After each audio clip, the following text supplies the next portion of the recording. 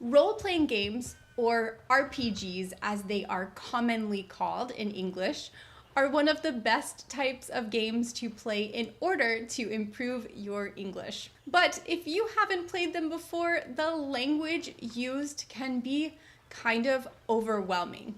There are a lot of new words and many choices to make. In an RPG, you play as if you are the character. You make choices and decisions based on your individual character's skills and abilities, or the things they are good at. Each of your decisions can affect your and your party's future and can determine whether or not you are successful in your quest. RPGs are rich in story, which means they have very complex and interesting stories, and also a lot of interesting dialogue between the characters. So for this reason, they can be an excellent way to help you expand your vocabulary in English. The game Baldur's Gate is no exception to this.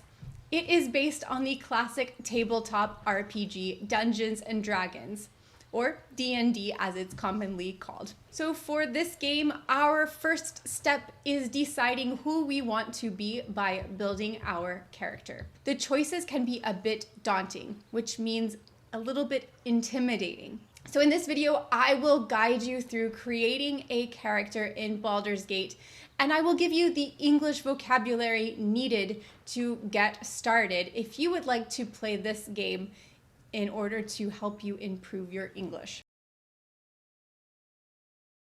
So the first thing that we have to decide is our character's race. In Baldur's Gate, race specifically means your character's species. There are 10 different humanoid characters, or characters that have the characteristics of humans. And then you can also play as a human if you would like. 8 of these races have sub-races, which are the individual species divided into smaller groups. Each race has advantages and disadvantages. This means they have things that they are good at and not so good at. But mostly in Baldur's Gate 3, race determines how you are treated by the NPCs, or non-player characters in the game. It can affect the dialogue that you get with them, and it can affect how people treat you. So let's go through each of the races and talk a little bit about what they mean and some of the things they are good at and some of the things that maybe they're not good at. So first up here we have the elf. Elves are magical people who are often referred to as ethereal. The word ethereal means that they seem to be from another, more spiritual world. They live in the world, but they seem to not be fully part of it. So here we can see that they have some skills. They have some proficiencies, which mean skills. They have skills in some melee weapons, which means close combat, so not distance, like the long sword or the short sword. They also have proficiency, or they are good at using the long bow or the short bow. They also have the ability to see in the dark. Some other races do as well, but elves specifically can see up to 12 meters in front of them in the dark. It also says that they have Fey ancestry. Fey, in this case, is referring to the fairies. It means that their ancestors, or the people who came before them, who lived before them, were Fey or fairies. Elves are also good at being stealthy, which means that they can move without really being seen or heard. Elves have 2 subraces. You have the High Elf, which are elves that come originally from the realm of fairies, or the land of fairies. Then you have the Wood Elves. Wood Elves are very connected to nature, and they have extra stealth and speed. So they can be sneaky and fast. Next, we're going to skip this one and go right into the drow. The drow are close relatives of the elves. They are elves, in fact. So the drow were banished to the Underdark, which is the subterranean realm or land underneath the earth. So subterranean means under the earth. So they were banished or sent away outside of their choice because they followed an evil goddess called Lolth. So here in the description, it says they were driven to the Underdark. Most drow have adopted a ruthless pragmatism. Ruthless is an adjective that means without pity or compassion for others. And pragmatism is the idea of being more interested in facts and things that can be proven rather than ideas and theories. Another way to describe the drow, you can use the word cunning, which means they are very clever, so very smart, but often in a deceiving or tricky way. So there are two sub-races of drow. There are the Lolth-sworn drow, who are still dedicated to Lolth, the evil goddess. And then you have the Seldarine drow. And it says here that they can be found seeking allies from all over Faerun. And their aim is to settle their conflict with Lolth and each other. So this means that the Seldarine drow are specifically interested in creating peace. They don't want to have the separation that was created by their past. They want to fix that. Let's now talk about the Tiefling. The Tiefling is a humanoid race who came originally from demons. Because they have a dark past, many other races are often distrusting of the Tiefling. So they experience a lot of discrimination, meaning they're not treated equally. They're often left out. This has made them a pretty resilient race, which means they are able to recover quickly from a difficult situation. So here it says, descended from devils of the 9 hells, tieflings face constant suspicion in Faerun.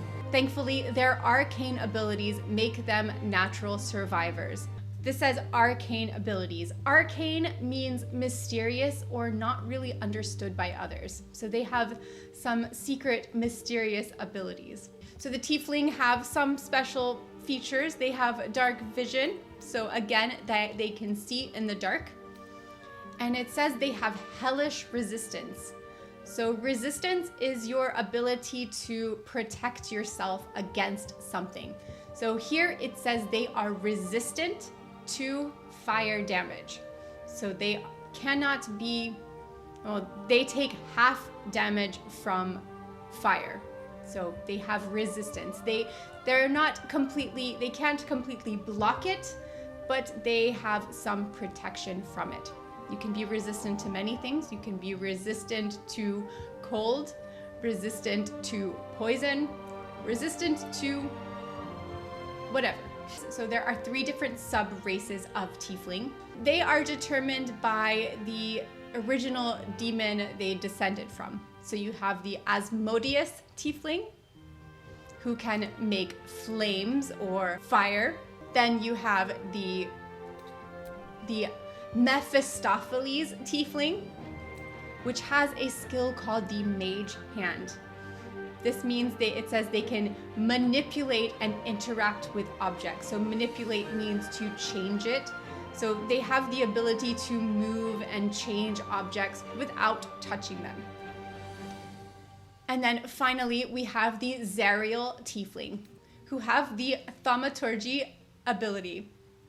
This gives them an advantage on intimidation and performance checks. Basically, they are good at intimidating others. So next up is the human. They are the most common race in Faerun. Here they say they are known for their tenacity, creativity, and endless capacity for growth. So to be described as tenacious, it means you are a person who doesn't give up. You hold on to a principle, an idea, or an action. So they are good at a lot of different kind of weapons, and they can use a lot of different kinds of armor. Just pretty standard. They don't have a lot of specialties. And the humans don't have any sub-races. Next is the Githyanki, or the Gith. The Githyanki come from the astral plane, which in the world of D&D, it's basically space. They are descended from humans, which means they came from humans. They were humans originally, and then they were taken into custody by the Mind Flayers, which are a monstrous race who believe that they should control everyone. And they believe they are superior to everyone, to every other race, and that they should control every other race. So their main goal, or desire, is to control others. So the Githyanki have had a very difficult past. They were controlled by the Mind Flayers for a long time. For this reason, they can be considered very resilient. They can come back from difficulties. And they can also be considered kind of aggressive. They have had a difficult past, and they have had to fight for their independence and freedom. So the Githyanki do not have any sub-races. Next up are the dwarves. A dwarf is a skilled warrior and a miner, and they're good at working with stone and metal. Dwarves can be described as stalwart, which is an adjective that means they are reliable and hardworking. They can also be pretty stubborn, which means they don't easily change their opinion when they believe strongly in something. So dwarves have a bit of a disadvantage with movement based on their height. So they are a bit shorter, so they can move a little bit less distance. But they have some proficiency in some melee weapons or close combat weapons like the battle axe or the hand axe. They also, because they often live underground, they have dark vision as well, and they can see up to 12 meters in front of themselves. There are 3 different sub-races of dwarves. You have the gold dwarf, which gets extra hit points. So hit points is a number that each character is given that determines how difficult it is to kill them. So a gold dwarf has an extra hit point. Then you have the shield dwarf, who has more armor, so they are able to resist more. They have more outside protection. Then you have the Duergar, who have spent time in the Underdark, and for this reason they have excellent dark vision. They have superior dark vision, which means they can see up to 24 meters in front of themselves. Next up is the half-elf. Half-elves are half human, half elf. So they can share characteristics of both race. So they have some characteristics from humans and then some characteristics from elves. Because they have come from both backgrounds, they often feel like they don't fully belong to either group. They kind of feel like they are outside of them, and maybe struggle with feeling like they have a community. So they get a little bit of extra movement and can see in the dark because of their elf side. And then they have some increased proficiency in weapons because of their human side. There are 3 sub-races of half-elf. So you have the high half-elf, so half high elf, half human, the wood half-elf, and then the drow half-elf. Next is the halfling. This is like your hobbit, if you like Lord of the Rings. Here it says that halfling prefer the comforts of home and hearth. To say that someone loves home and hearth, that's a way of saying that they love their home and family, or the place that makes them feel safe and comfortable. So But it says at the same time, they have natural luck. So they are lucky, good things happen to them a lot. And they have a lot of dexterity, which means they can move quickly and smoothly. And they like adventure. They are adventurous, which means they like to have new experiences. There are two sub-races of halfling. You have the Lightfoot halfling, who is extra stealthy, can move quietly and quickly. Or you have the Strongheart halfling, which has some protection against poison. Next is the gnome. Be careful with this one. You do not pronounce the first G in gnome. It's just gnome, as if there is no G. Here they are described as small, clever, and energetic. So they are clever, meaning they are very intelligent, and energy, meaning they are very active and like to do a lot of things. Here it says that the gnome have a special ability called gnome cunning. Cunning is an adjective in English, which means that you are very clever or smart, but sometimes in a deceiving way, meaning you trick people with your intelligence. So their extra ability is it gives them an advantage in intelligence and wisdom and charisma. There are three sub-races of gnome. There is the rock gnome, there is the forest gnome, and the deep gnome, who come from the Underdark. Next is the Dragonborn. Dragonborn are a draconic race. As you can see, draconic means that they resemble dragons. So they resemble dragons, but they are not dragons. They were created by dragons, meaning the dragons made them, and they hatched from dragon eggs, meaning they came out of the eggs from the dragons, but they are not dragons. They are a unique race that is neither human nor dragon. So here it says they are a proud race. To feel proud, to be proud, it means you are happy or satisfied about your achievements or the things that you have done or your qualities or possessions. And then it says they value clan and skills above all else. So clan is a word that means close family or groups of family, like the group that you belong to. So for them, they're very loyal to their family, and they place a lot of importance on their abilities and their skills. It also says that they strive to be self-sufficient. This means that they want to be self-sufficient, meaning they want to do things on their own. They want to take care of themselves.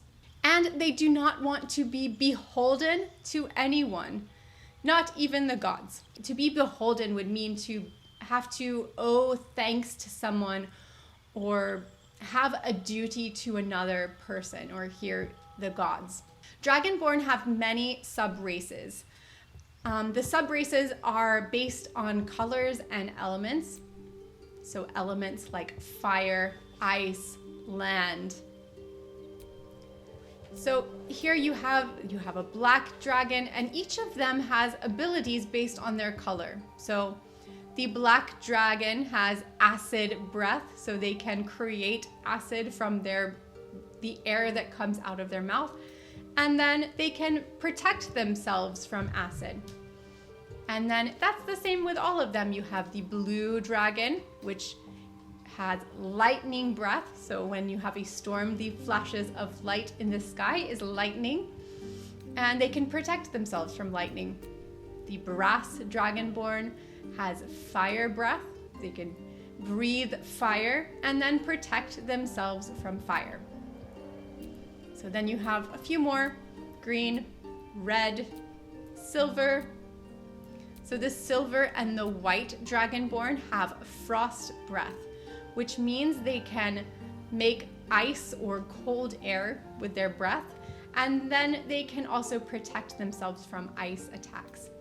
The last race is the half-orc. Half-orcs are half human, half-orc. So here it says the half-orc are creatures of intense emotions. That means they have a lot of feelings. They feel things very strongly. It says they are more inclined to act than contemplate. So instead of thinking about their feelings, they act on their feelings. It says whether the rage burning their bodies compels them to fight. So rage meaning they're very angry inside of themselves. So if they feel very angry, they will fight. Or it says if the love filling their hearts inspires acts of kindness. So maybe they feel such a strong love for others that they want to do everything they can to help them and show that. So they can go in a lot of different directions. Due to their appearance, many other races often misunderstand them. This means they don't really understand fully who they are and their feelings and who they are as a race in general. So once we have decided our race, the next step is to decide our class. So class is what mostly determines your abilities and some of your skills. So I want to talk quickly about the abilities before we go into the different classes, because we will talk a lot about these abilities as we're going. So first we have strength. Strength here means your physical strength. This can affect your melee attacks, so your close combat, close fighting. And also it affects how far you can jump. Next is dexterity. Dexterity is your skills in performing tasks, especially with your hands. This affects your agility, which means your ability to move quickly and easily. It also affects your reflexes, which is how quickly you can respond to something. It's your automatic response to something. Finally, dexterity can affect your balance, which is what keeps you stable and not falling over. Next is constitution. Constitution is your physical makeup. This means your innate characteristics, things that you were born with. In the game, your constitution mostly determines your hit points, or HP. Again, the HP is a number that determines how difficult it is to kill a character. Next is intelligence. This is the ability to think about something logically or abstractly. It also affects your memory. Wisdom is quite similar to intelligence. So here, wisdom is related to common sense or intuition, meaning you can sense things. This allows, for example, to see if someone is lying. If you have high wisdom, you are able to easily detect if someone is not telling the truth. Finally, we have charisma. Charisma is your personality. It's your ability to speak to others in a way that is compelling or influential. Charisma affects how you interact with other characters. It affects how they interact with you as well.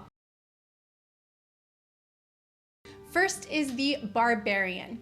A barbarian is a fighter. They like to fight, and they are especially good at melee fights. So melee is close range, not distance like a bow. They are good with swords and close up combat. They have a lot of strength, and their main action, the main thing that they can do is rage. Rage in English means violent, uncontrollable anger. So in this game, when they have rage, they can cause increased damage to other characters, and they also have increased protection for themselves, increased armor. Next is the bard. In English, a bard is traditionally a poet and singer who writes very lyrical verse or songs or poems. Bards have increased charisma, and something that's interesting is they have something called vicious mockery. This is an attack where they basically insult another character and they insult them so strongly that they are at a disadvantage for the next attack. In general, bards are proficient or good at a lot of different things, but really they very much like music. Music is very important to the bard. And with this, you're able to actually choose the instrument that you would like to play. So you have the drum, the flute, the lute. Okay, you can see them. You have the lyre, the violin. So you have several instruments that you can choose from. Next is the cleric. They are a magic using class who get their power or their magic from whatever god they follow. So they have a lot of different abilities with magic. And they're also good at healing others. So if someone is hurt or sick or injured, they can make them better. So they have cure wounds, so they can heal if someone has an injury. They can heal with words. So they have a lot of different spells and cantrips. And cleric in general have a lot of wisdom and dexterity. Next is the druid. Druids are magic users who get their power from nature. They have ability to transform into different animals. Here it says they can transform into beasts from all over the realm. So sometimes you might see the word beast to describe a wild animal. So they can change themselves into an animal. So druid are pretty good at being sneaky, so they can move quietly and so no one hears them or sees them. And they can also talk to animals, which is a nice skill. Next is the fighter. So fighters are good at combat, so fighting. They are pretty versatile, which is a word that means they can do a lot of different things. They can take a lot of different roles. They are good at, if you can see here, they are good at using a lot of different weapons to attack and a lot of different armor to protect themselves. So in general, they are good at physical combat. Next is the monk.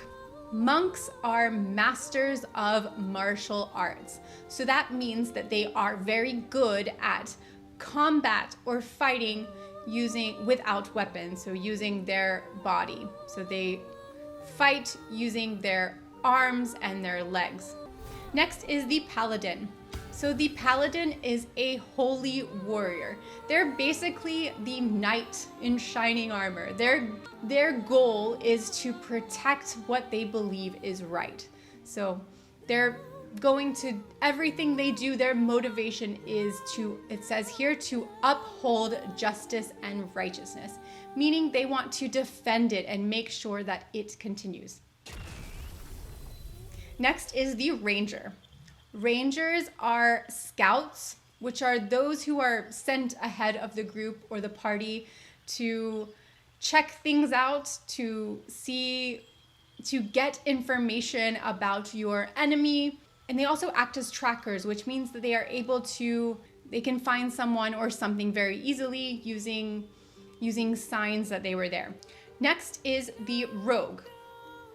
A rogue is someone who can be very stealthy and sneaky, which means they can act secretly and without notice. Rogues can easily trick others, and they also have a lot of dexterity and stealth, which means they can move quickly and quietly. Now let's look at the sorcerer. So the sorcerer is a naturally gifted magic user. They have innate magic abilities, meaning they were born with these abilities. They didn't learn them. They had them from the time they were born. They are innate abilities, so innate magic. Another magic user is the warlock. So warlocks, they are magic users who got their powers by making a trade with someone else to get their abilities. So for this reason, sometimes they can be seen as a little bit in a negative way. They often use dark magic, so more negative magic. Last up is the wizard.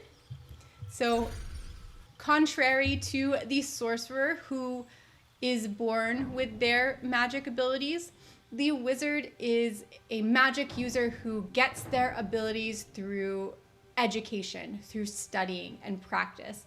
So they are very intelligent and have the ability to learn more spells than any other class.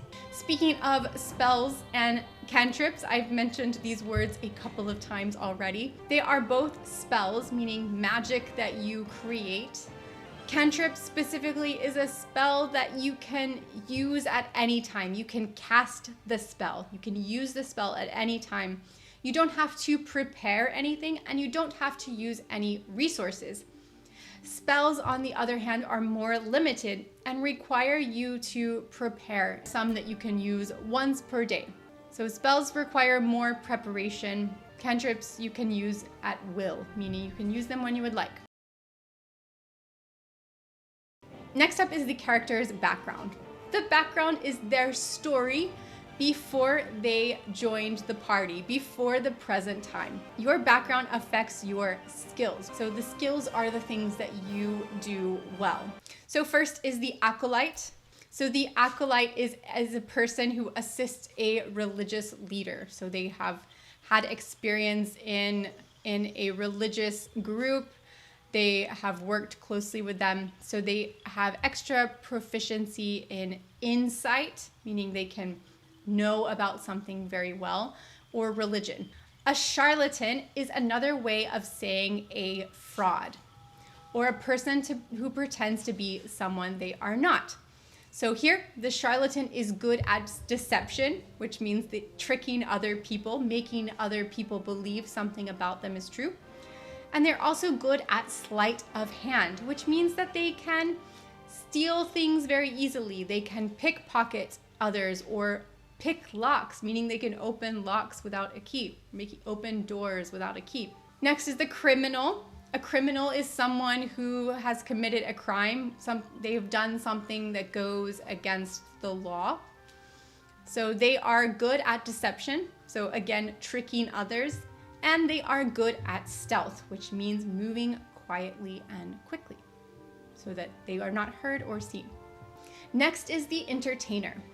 An entertainer's main goal is to perform for others for their enjoyment. This is usually in the form of music or dance or comedy. So they like to engage their audience. They like to have an audience. So they are very good at acrobatics, which is doing jumps and flips and stuff like that. And then they're good at performance, which means being in front of others, showing their skills and abilities. Next is the folk hero. A folk hero is a person who is known positively by a lot of people of a group. They're like a legendary character whose story is continued through the generation. Story is passed down through the generations. So they are good at animal handling, meaning they work well with animals, and they are good at survival, meaning they can stay alive. Next is a guild artisan. A guild is an association or a group of people who have similar interests. And an artisan is a person who creates something. They're skilled in making something by hand. This can be different things like woodworking or pottery or sewing. Those are all artisan crafts. So a guild artisan has abilities with insight and persuasion. Persuasion means that they're able to convince someone of something pretty easily. Next is the noble. A noble is a person who comes from a high social rank. Normally they're born into a position at birth. So any high rank in a monarchy is a noble. So they are the elite, so they are the top class of society. They have power and privilege, it says here. So privilege means that they are able to do more than other people. They have more opportunities than other people. Next is an outlander. An outlander here is meant to describe someone who comes from outside of society. They're a foreigner to the area. Next is a sage. A sage is a person who is very curious and very intelligent. Curious means that you want to learn about a lot of things. You always have questions that you want to find answers to. They're good with arcana and history. Arcana here means that they're good at recognizing magic and interacting with magical items. So arcana is the mysterious things, like arcane magic, as I said before, is mystical magic, magic that isn't easily understood. And history is the past story of a country or person or people. Next is the soldier. Soldier is a member of an army. And here a soldier is good at athletics, so they have a lot of strength and physical endurance. And then intimidation. Intimidation means that you kind of act like a bully. You make people feel small so you can get what you want. Finally, the last background is the urchin.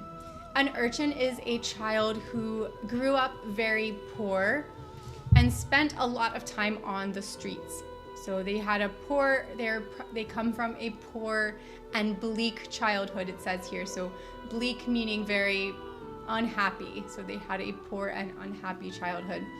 So urchin are good at sleight of hand, meaning they can steal easily and open locks, and stealth. So they are good at being sneaky. So that is all of our overview of the basic English that you need to understand and get started with character building in Baldur's Gate. So I know that it is a lot of vocabulary. I have put a lot of keywords down in the description box with the definitions in case you want to refer to that again. I have also made a free PDF that you can download that has all of this information as well. So if you have played this game already, or if you are going to play this game, let me know in the comments which race, class, and background that you chose and why.